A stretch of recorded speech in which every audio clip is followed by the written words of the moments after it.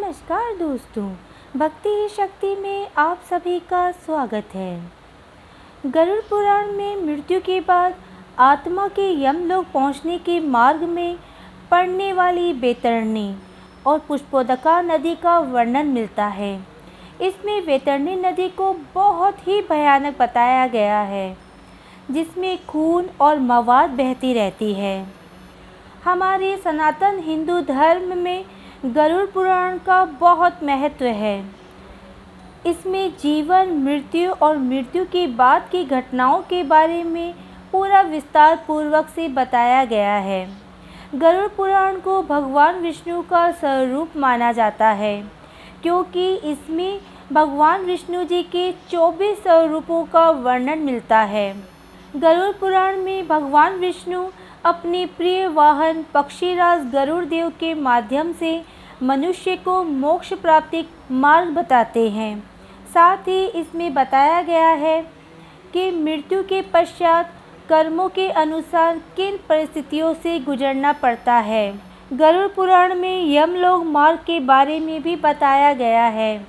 इसमें बताया गया है कि मृत्यु के बाद आत्मा यमपुरी जाती है।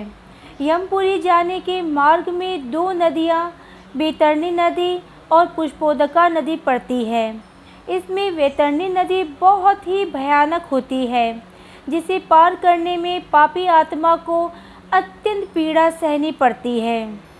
यमलोक के मार्ग में पड़ने वाली बैतरणी नदी बहुत ही भयानक है।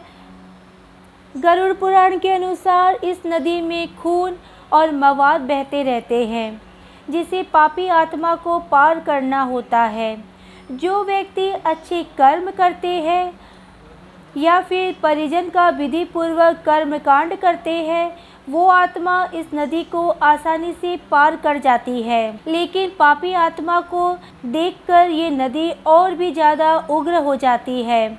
ऐसे लोग जो अपने परिजन का विधिवत कर्मकांड नहीं करते, उन्हें इस नदी को पार करने के लिए बहुत संघर्ष झेलना पड़ता है। नदी को पार करने के लिए नाव भी होता है, लेकिन नाव को प्रेत आत्माएं चलाती है। आत्मा से उनके पुण्य कर्म पूछते हैं। जो आत्माएं जीवन में पुण्य कर्म करती है या फिर जिनके परिजन गाय का दान करते हैं, उन्हें प्रेत नाव में बैठाकर नदी को पार कराते हैं। लेकिन जिनके पास जीवन में किए दान धर्म का कोई लेखा जोखा नहीं होता, उनकी नाक में कांटा फंसाकर यमदूत उसे खींचते हुए नदी के उस पार ले जाते हैं। यही कारण है कि हमारे हिंदू धर्म शास्त्रों में गाय का दान और पुण्य कर्म करने का बहुत अधिक महत्व बताया गया है। गरुड़ पुराण में बताया गया है कि यमपुरी के मार्ग में पुष्पोदका नदी भी मिलती है। नदी को पार कर ऐसी आत्माएं यमलोक पहुंचती है जो अपने मृत परिजनों का पिंडदान करते हैं और जीवन में अच्छे कर्म करते हैं। इस नदी का जल बहुत ही निर्मल होता है। ये आत्माएं यहाँ विश्राम करती है, उसके बाद यमपुरी पहुँचती है। संसार में जन्म लेने वाले प्रत्येक मनुष्य की मृत्यु निश्चित है। गीता में भी कहा गया है कि आत्मा अजर अमर होती है, इसलिए मरने के बाद मनुष्य को अपना शरीर त्याग करना पड़ता है। मृत्यु के बाद आत्मा यमलोक पहुंचती है। गरुड़ पुराण के अनुसार व्यक्ति की मृत्यु के पश्चात उसे बैतरणी नदी से होकर गुजरना पड़ता है। गरुड़ पुराण में बताया गया है कि बैतरणी नदी का जल लाल है, क्योंकि इस नदी में खून, मांस, मवाद तथा भयानक जीव इस नदी में निवास करते हैं। पुराणों के अनुसार ये नदी 100 योजन लंबी है। ये नदी यम मार्ग पर पड़ती है। ये गंगा नदी का ही दूसरा रूप है। पापियों को देखते ही ये नदी रौद्र स्वरूप धारण कर लेती है।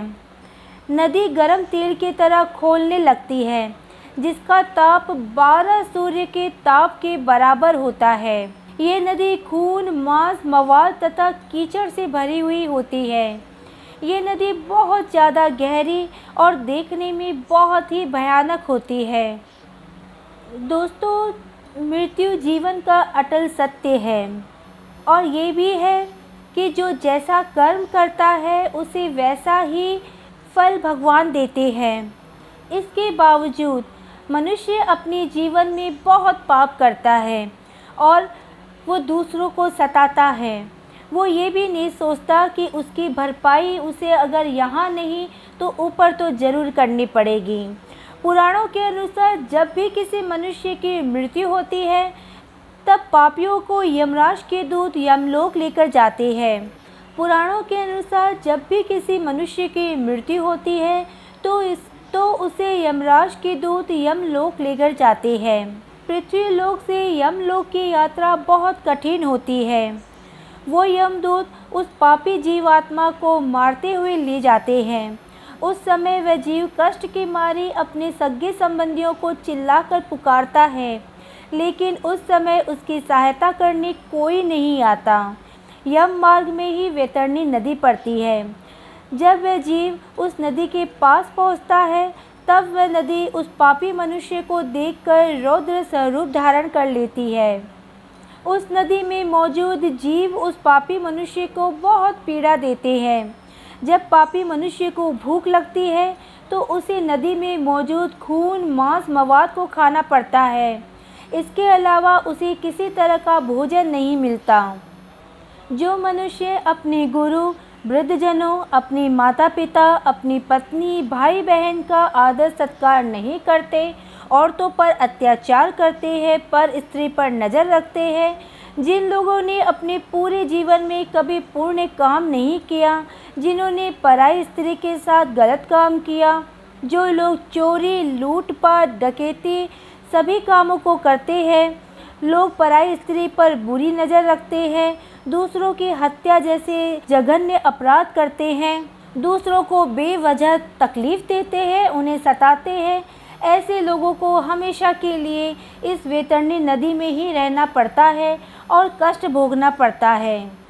गरुड़ पुराण के अनुसार जो मनुष्य अपने जीवन में गाय का दान किसी ब्राह्मण को किया है, वह मनुष्य मृत्यु के पश्चात उसी गाय की पूंछ पकड़कर उस नदी को आसानी से पार कर ले जाएगा।